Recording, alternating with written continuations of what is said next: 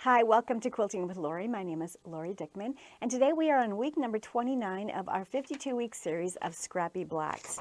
Today's PDF is attached in the description box below. Make sure that you get that loaded or saved to your computer, printed, or maybe just save playlists of all of these 52-week series Scrappy Block patterns.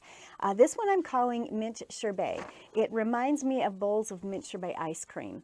And just a fun one. You could also do so many things with this. You could look at these as balls, and this could be a fun child's scrappy block, and you could have all the primary colors and create some beautiful bouncing balls in this block. So have fun with it. Go through your scrap stash, see what you have available, and enjoy. It's a simple one. We're simply going to be pulling 2.5-inch strips from our scrap stash, as well as 2.5-inch squares. That's all that is required for this. So now let's take a look at it, and I'll show you how it's put together. So here is the block, and as you can see, each ball is put on here in a different direction, and it's a very simple one to do. The strips are snowballed, and so I'm going to show you how to snowball these strips here. So what you're going to need, and the PDF gives you that information, but you're going to need 2.5-inch strips, and I have pulled pinks and I have pulled greens from my stash. You can do whatever you want. Have fun with your colors. You're going to need 8 2.5 by 6.5-inch mediums, and you're going to need 4 2.5 by 6.5-inch darks. So grab those. I'm considering the green dark and the pinks, the mediums, they're pretty much the same, but because they're a completely different color, they work out well on the quilt. And then these are my 2.5-inch squares. I've got a variety of lights, and you need 16 of those. So let's see how this is put together. First of all, I am going to cut the required strips that I need from each of these 2.5-inch strips so that I'll have what I'll need for each block. And as you can see in my block, what I did was I cut 2 strips of each of these same pinks. You can make this as scrappy as you want.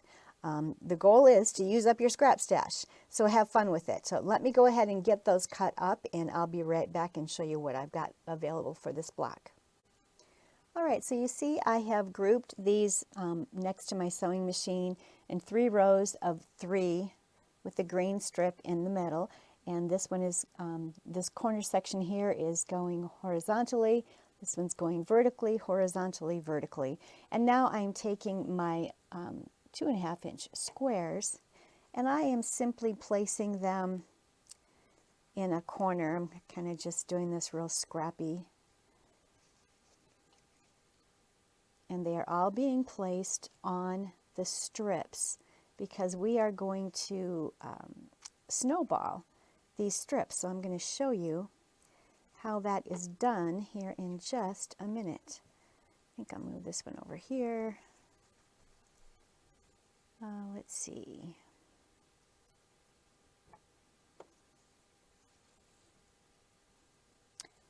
I want to get all of these placed on here so that we've got an assortment. This one needs, there we go. All right, so I have these light 2.5-inch squares placed on the ends, on each end of the 6.5 by 2.5-inch strips. And what I'm going to do is draw a diagonal line. Let me grab my pencil here. I'm going to use my ruler and draw a diagonal line from corner to corner. And what we'll be doing is snowballing each and every unit. So let me do that, and then I'm going to show you how we're going to actually snowball it and which direction you're going to be sewing. All right, so I've darkened the lines here with my pencil. Hopefully you can see them well. And that is going to be our stitching line. We're actually going to be stitching on that penciled line. And you'll notice here that the snowballing is going to be done so that the stitching line goes toward the green, as you'll see here, so that it kind of makes a shape of a ball. So I'm going to go ahead and stitch from here to there, stitch from here to there, I'll stitch from here to there, I'll stitch from here to there, and then I'm going to remove these outer sections and flip these back so that we have our snowballed block. So, or strips actually, these are the strips right now. They will become a block in a minute. So let me show you how that's done.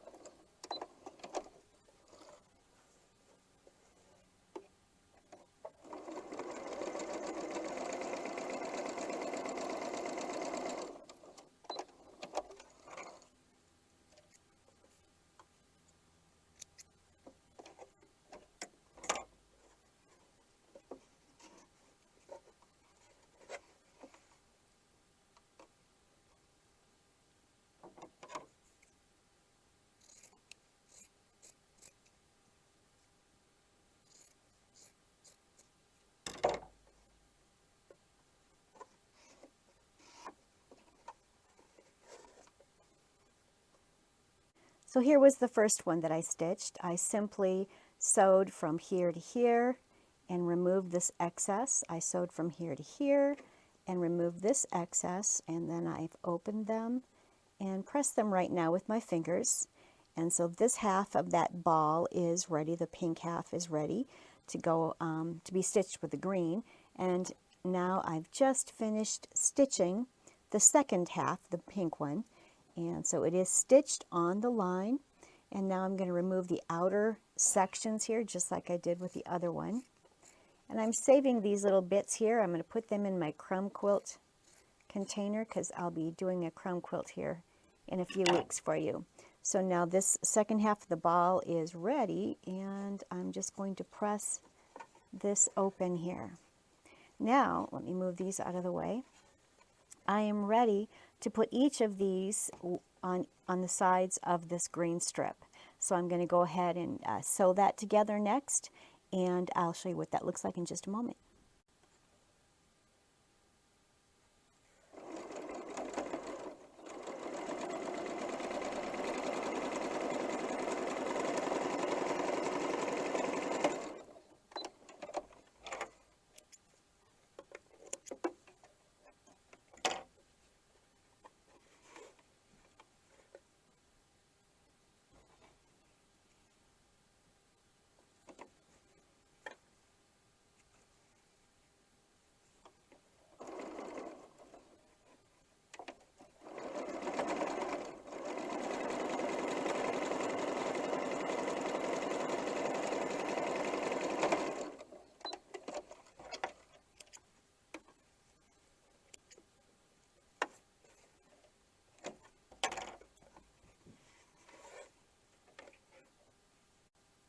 So here is one of the Mint Sherbet balls. It's ready to go, and I need to just get it pressed and squared up to 6.5 inches.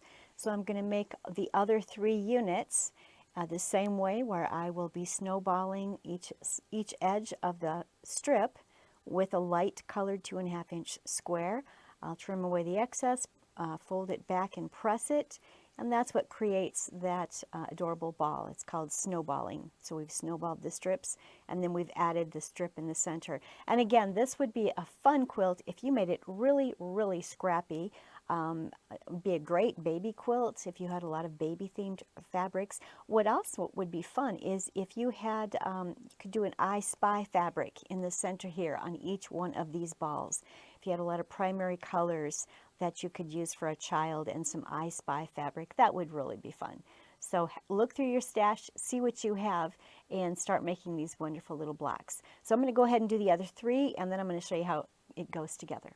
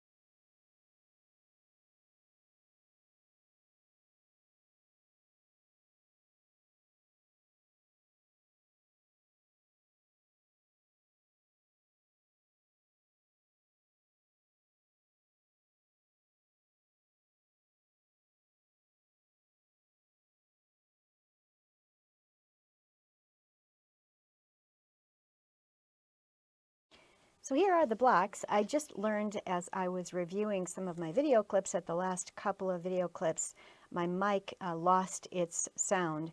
So I'll go ahead and just edit on there the instructions as to what I did. But I basically was sewing each of the strips onto the green strip and creating all 4 of the blocks. And then I sewed the 2 of them together, and then the block itself. And here we have 2 of them done. They're really adorable. I think they're going to be a lot of fun for you. I think you'll see that you can use up quite a bit of your scrap stash. We often have the 2.5-inch strips and the 2.5-inch squares in our stash. Those are very popular sizes, so I think that you'll be able to do a lot with this particular block. I would love to see photos of your blocks and your quilts that you make using this pattern.